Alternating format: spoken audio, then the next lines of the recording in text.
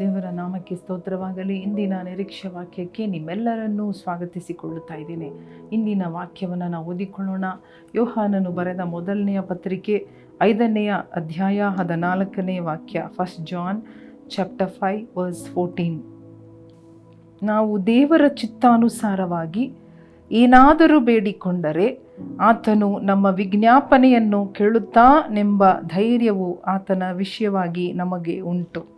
ಆಮೇನ್.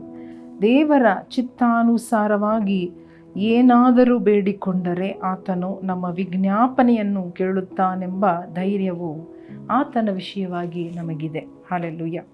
ದೇವರು ಯಾವಾಗ when god here's ಆ ಪ್ರೇಯರ್, ಯಾವಾಗ ದೇವರು ನಮ್ಮ ಪ್ರಾರ್ಥನೆಯನ್ನು ಕೇಳುತ್ತಾರೆ ಎಂಬುದಾಗಿ ನೋಡುವಾಗ ಅನೇಕ ಸಂಶಯಗಳು ನಮಗಿರಬಹುದು. ದೇವರು ನನ್ನ ಪ್ರಾರ್ಥನೆಯನ್ನು ಕೇಳುತ್ತಾ ಇಲ್ವಾ ಎಂಬುದಾಗಿ. ಯಾವಾಗ ಕೇಳುತ್ತಾರೆ ಎಂಬುದಾಗಿ ಇಲ್ಲಿ ನೋಡುವಾಗ ದೇವರು ಹೇಳುತ್ತಾ ಇದ್ದಾರೆ, ನಾವು ದೇವರ ಚಿತ್ತಾನುಸಾರವಾಗಿ ಏನಾದರೂ ಬೇಡಿಕೊಂಡರೆ, ನಾವು ಬೇಡಿಕೊಳ್ಳುವ ವಿಷಯದಲ್ಲಿ ದೇವರ ಚಿತ್ತ ಅನುಸಾರವಾಗಿ ನನಗೆ ಸಿಗಲಿ. ನನಗೆ ಹಲವಾರು ಆಸೆಗಳು ಇರಬಹುದು, ಹಲವಾರು ಎಕ್ಸ್ಪೆಕ್ಟೇಷನ್ಗಳು ಇರಬಹುದು, ಎದುರು ನೋಡುವಿಕೆಗಳು ಇರಬಹುದು, ಹಲವಾರು ಸ್ಕೋಪ್ಗಳು ಇರಬಹುದು, ಹಲವಾರು ಕೋರಿಕೆ, ಬೇಡಿಕೆ ಅಥವಾ ಇನ್ನೊಂದು ಹಲವಾರು ಕಾರ್ಯಗಳು ಇದ್ದರೂ ಕೂಡ ನಾನು ಬೇಡಿಕೊಳ್ಳುವ ವಿಷಯದಲ್ಲಿ ದೇವರಿಂದ ಎದುರು ನೋಡುವ ಕಾರ್ಯ ಅದು ದೇವರ ಚಿತ್ತಾನುಸಾರವಾಗಿದೆಯಾ, ನಾನು ಕೇಳುವ ಅಂಶ ದೇವರ ಚಿತ್ತಾನುಸಾರವಾಗಿದೆಯಾ ಎಂಬುದಾಗಿ ನಾವು ನೋಡಿಕೊಳ್ಳುವಾಗ, ಹಲ್ಲೆಲೂಯಾ, ಅಥವಾ ಪ್ರಾರ್ಥನೆಯಲ್ಲಿ ಹೇಳುವಾಗ, ದೇವರೇ ನಿನ್ನ ಚಿತ್ತಾನುಸಾರವಾಗಿ ನಡೀಲಿ.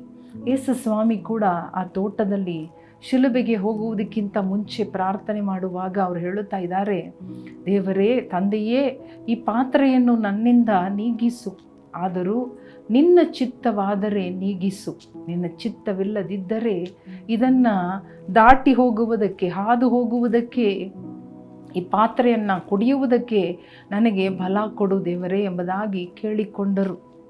ಅದೇ ರೀತಿಯಾಗಿ ಆ ಪಾತ್ರೆ ನೀಗಿಸಲ್ಪಡಲಿಲ್ಲ, ಆದರೆ ಅದನ್ನು ಹಾದು ಹೋಗುವುದಕ್ಕೆ ದೇವರು ಯೇಸು ಸ್ವಾಮಿಗೆ ಶಕ್ತಿಯನ್ನು, ಧೈರ್ಯವನ್ನು, ಬಲವನ್ನು ಕೊಟ್ಟಿದ್ದರು. ಇದೇ ರೀತಿಯಾಗಿ ನೋಡಿರಿ, ನಾವು ಭಯಪಡುವ ಅವಶ್ಯಕತೆ ಇಲ್ಲ. ದೇವರ ಚಿತ್ತಾನುಸಾರವಾಗಿ ನಾವು ಬೇಡಿಕೊಂಡರೆ ಅದು ಕಠಿಣವಾಗಿ ಇರುತ್ತದಾ, ಅದು ಸುಮಾರಾಗಿ ಇರುತ್ತದಾ, ಅದು ನನ್ನ ಆಸೆಯನ್ನು ಈಡೇರಿಸುತ್ತದಾ ಎಂಬ ಭಯ, ಸಂಕೋಚ ನಮಗೆ ಬೇಡ. ನೋಡಿರಿ, ನಾವು ಪ್ರಾರ್ಥನೆ ಮಾಡುವಾಗ ನಮಗೆ ಬೆಸ್ಟ್ ಆಗಿರುವುದನ್ನೇ ದೇವರು ಕೊಡುತ್ತಾರೆ. ಬೆಸ್ಟ್ ಆಗಿರುವ ಹುಡುಗ, ಬೆಸ್ಟ್ ಆಗಿರುವ ಹುಡುಗಿ, ಬೆಸ್ಟ್ ಆದ ಮಕ್ಕಳು ಎಲ್ಲವನ್ನು ಬೆಸ್ಟಾಗೇ ಕೊಡುವ ದೇವರು, ಉತ್ತಮವಾದದ್ದನ್ನು ಕೊಡುವ ದೇವರಾಗಿರುತ್ತಾರೆ. ಆದ ಕಾರಣ ದೇವರನ್ನು ನಂಬಿ ಭರವಸೆಯಿಂದ ನಾವು ಕೇಳಬೇಕು. ದೇವರೇ, ನಿನ್ನ ಚಿತ್ತಾನುಸಾರವಾಗಿ ನಡೀಲಿ. ದೇವರ ಚಿತ್ತಾನುಸಾರವಾಗಿರುವುದು ಕೆಲವೊಂದು ಸಾರಿ ಆರಂಭದಲ್ಲಿ ಅಲ್ಪವಾಗಿರಬಹುದು, ನೋಡುವುದಕ್ಕೆ ಸ್ವಲ್ಪ ಸುಮಾರಾಗಿರಬಹುದು, ಆದರೆ ದೇವರ ಚಿತ್ತಾನುಸಾರವಾಗಿ ಇರುವುದರಿಂದ ಅದು ಹೋಗುತ್ತಾ ಅತಿ ಅದ್ಭುತವಾಗಿರುತ್ತದೆ, ಅದು ಸುಂದರವಾಗಿರುತ್ತದೆ, ಅದೇ ನಮಗೆ ಬೆಸ್ಟ್ ಆಗಿರುತ್ತದೆ. ಕಣ್ಣು ಮುಚ್ಚಿ ಪ್ರಾರ್ಥನೆ ಮಾಡೋಣವ. ದೇವರ ಕೈಯಲ್ಲಿ ಒಪ್ಪಿಸಿಕೊಡೋಣ. ದೇವರ ಚಿತ್ತಾನುಸಾರವಾಗಿ ಪ್ರಾರ್ಥನೆ ಮಾಡುವಾಗ ಏನು ಬೇಡಿಕೊಂಡರೂ ಅದನ್ನು ನಮಗೆ ಕೊಡುವ ದೇವರಾಗಿರುತ್ತಾರೆ. ದೇವರೇ, ನಿನ್ನ ಚಿತ್ತ ನಡೀಲಿ, ನಿನ್ನ ರಾಜ್ಯ ಬರಲಿ ಸ್ವಾಮಿ. ನನ್ನ ಜೀವನದಲ್ಲಿ, ನಮ್ಮ ಜೀವನದಲ್ಲಿ, ನನ್ನ ಕುಟುಂಬದ ಜೀವನ, ನನ್ನ ವ್ಯಾಪಾರ, ನನ್ನ ಸೇವೆ, ನನ್ನ ಎಲ್ಲ ವಿಚಾರದಲ್ಲಿ ನಿನ್ನ ಚಿತ್ತಾನುಸಾರವಾದ ಕಾರ್ಯಗಳು ಮಾತ್ರ ನಡೆಯಲಿ ಯೇಸಪ್ಪ. ನಿನ್ನ ಚಿತ್ತವಿಲ್ಲದ ಕಾರ್ಯಗಳು ಬೇಡ, ನಿನ್ನ ಚಿತ್ತವಿಲ್ಲದ ಕಾರ್ಯಗಳು ತಡೆಯಲ್ಪಡಲಿ. ಯೇಸು ಕ್ರಿಸ್ತನ ನಾಮದಲ್ಲಿ ಬೇಡಿಕೊಳ್ಳುತ್ತೇವೆ ನಮ್ಮ ತಂದೆಯೇ, ಆಮೇನ್. ಪ್ರಿಯ ಸಹೋದರ ಸಹೋದರಿಯರೇ, ಈ ರೀತಿಯಾಗಿ ಪ್ರಾರ್ಥನೆ ಮಾಡಿ ನೋಡ್ರಿ, ನೀವೇ ಆಶ್ಚರ್ಯಪಡುತ್ತೀರಿ.